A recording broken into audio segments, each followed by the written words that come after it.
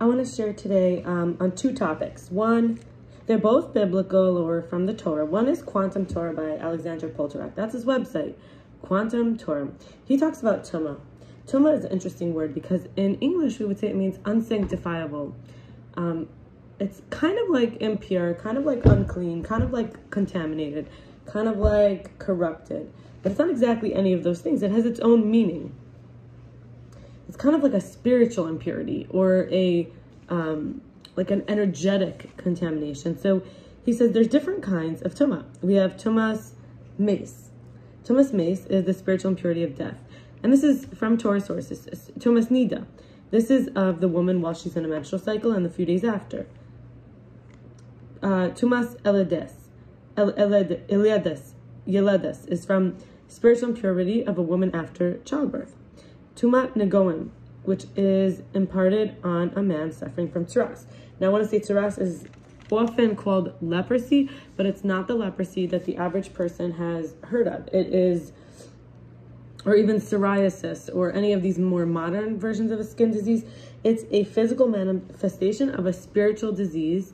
It is characterized by a whiteness, that's often how it's called. But it could also be thought of as like the skin pigment is leaving. Sometimes it's a certain color like red. Sometimes it's actually like even on the walls of the house. Sometimes it's on the clothing. You understand? It's all different manifestations. Then we have Tumas. Well, I just want to say one more thing about the Tumas Tsaras, which is imparted on a house, or even the garments afflicted by it, and it looks something like mold, but it also can be on vessels. Okay, Tumas Zav is from a man who's having a venereal discharge, or we could say in these days it's like something like a leak coming out.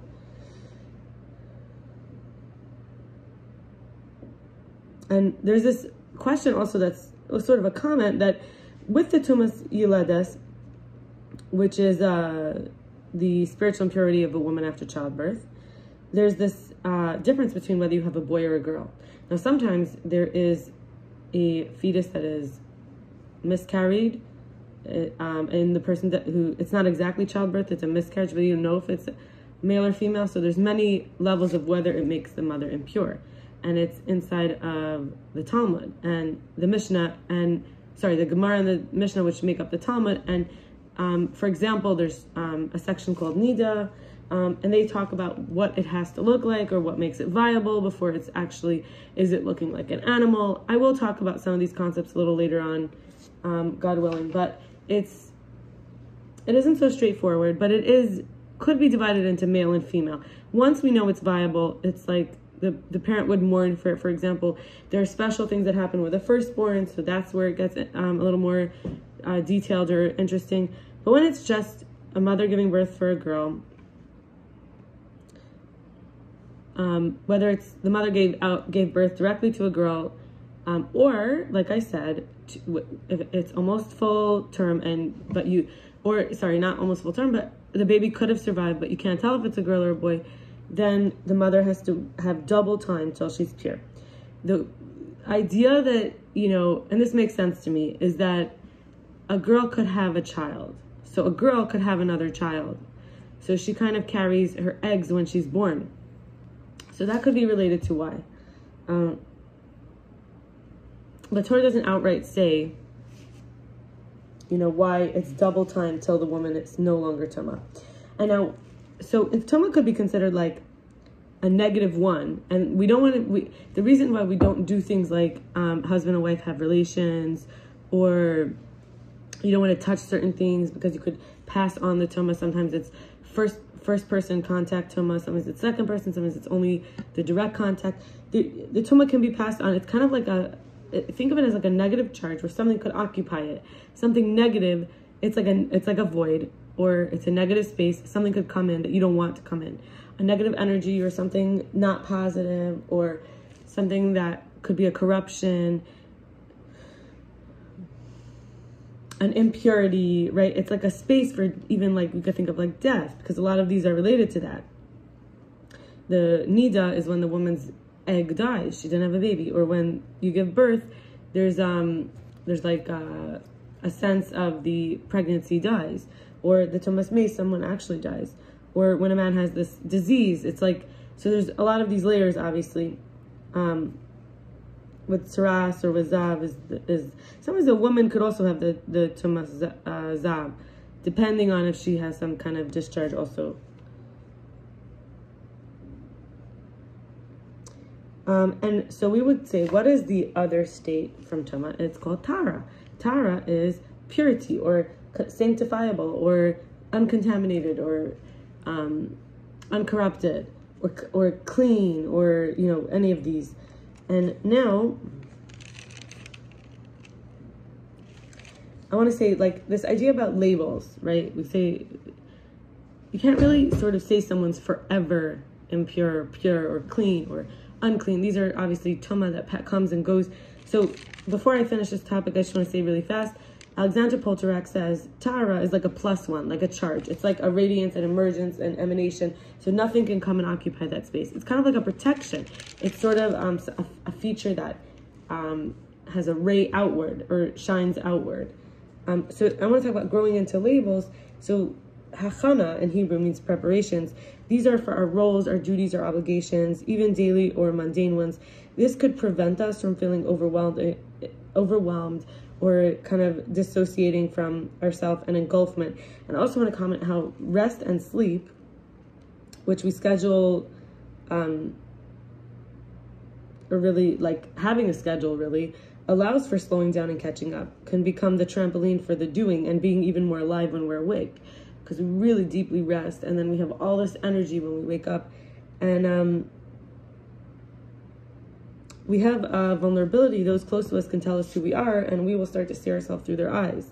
So, in other words, like this idea of spiritual impurity, physical impurity, we want to, which was, I shared from Alexander Poltorak, giving his comment about this plus minus on the Tuma. I'm talking about labels now. This is like a new topic, but how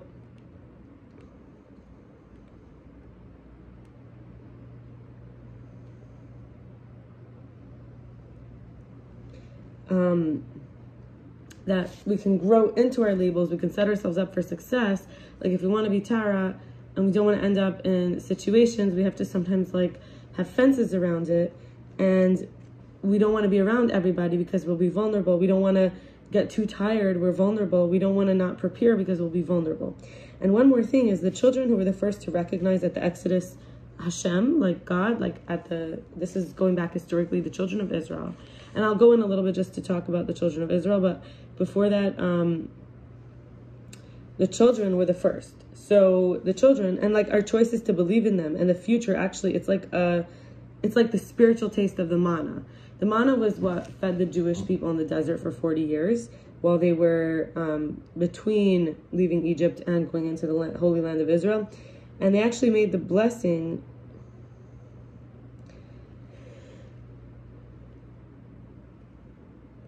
on the physical manna, like hamotzi lechem min hashemayim. The bracha is for the food that, for the bread that comes out of the heaven. Usually we say from the earth, hamotzi lechem min haaretz. So at the time of Mashiach, it says that we're going to have this pure food. There's not going to be waste. It's going to be like manna. So it's going to be keeping us in line with that. So by believing in the children who recognize godliness and actually believing in the future, that's like the spiritual manna, in that purity of the children, or the purity of the future. It's setting up for labels, like telling them who they are, letting them see themselves through our eyes, like telling someone they're strong, they end up believing they're strong. So I want to talk a little bit about the children of Israel. So Yaakov, who became named Yisrael, and we call the children of Israel Bnei Yisrael, children of Israel, and Eretz Yisrael is the land of Israel. So he had his 4 wives.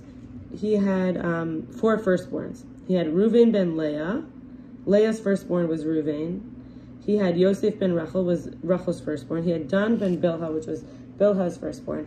This is from Alexander Poltorak, again, the Quantum Torah website, who says that he was supposed to have actually 2 more kids.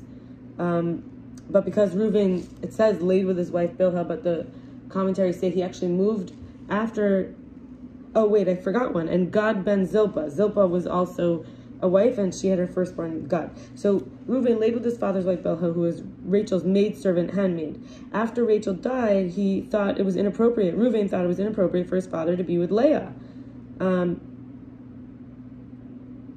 He thought it was appropriate for his father to be with Leah, because why should his father be with the handmaid of the... So there was two sisters, and they each came with a handmaid, and they were supposedly also two sisters. It says they may have even been half-sisters to these sisters, but not from the, like, original nuclear family. So it's possible they're all four sisters, two of them from half-sisters. But Rachel was the one that Yaakov had originally chosen. So when Rachel died, he stayed with Rachel's handmaid. Her full sister, Leah, who actually his father-in-law, Lavan, tricked him into marrying. He thought it was going to be Rachel, but Rachel knew what was going on, taught her sister the secret signs they had, the symbols, and her sister did them. And unfortunately, Yaakov was not aware that it was Leah until the morning, and that set them up for not the best experience. And Yaakov had an issue with tricking his father about being his brother. So it all seems to be like a big, very aligned, but like inside-out mirror sort of story. And so when it's like interpreted that he moved his father's bed to Leah's tent, when it says he laid with his father's wife Bilhah. It says that he prevented potentially 2 more kids to be born. So, in other words, 2 more kids would have been born to Bilhah. Maybe he felt there was 2 more kids that should have been born through Rachel's handmaid, because it says that the children born through the handmaids were often because Rachel couldn't have children, so she gave her handmaid, and then Leah also gave her handmaid to also have children, and it was like under their like umbrella. So it took a long time for Rachel to have kids. She only had 2 of the 12, and so since there weren't 14, there was the 4 firstborns. And it says the firstborns belong to God, the one who opens the womb.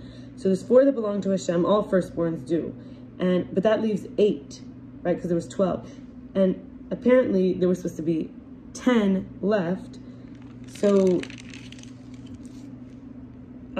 because of that, Yaakov said that Yosef, one of the sons, Joseph, right? He was the firstborn of Rachel. His 2 sons in Mitzrayim that were born, Yaakov said, they're like my kids, like part of the tribes.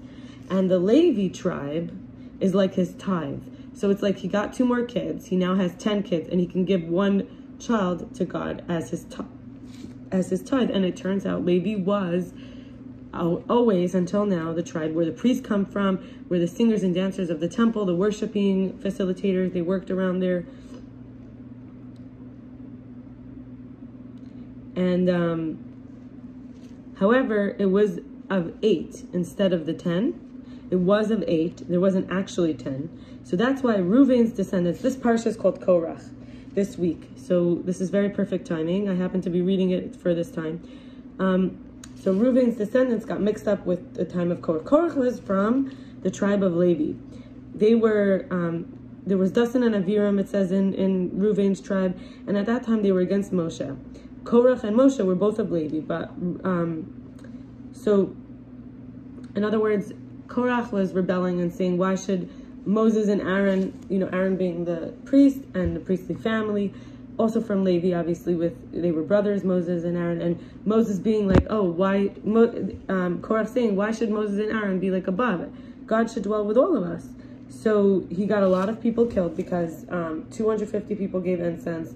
They put the staffs. There was a lot of tests going on. The people who gave incense, 250 of them, a fire came out of heaven and destroyed them. The staffs that were all given, it was chosen to be Aaron's. And then 14,000 people died in a plague after Korach and his family and Dasan and Aviram and all of them got swallowed up by the earth, and they were defiant, right? So when Reuven, who mixed up with the destiny of the tribe's tithe of Jacob, when he moved the bed, he also got affected as a tribe by it. It affected him too, and that's why he lost he was supposed to be the firstborn of firstborns.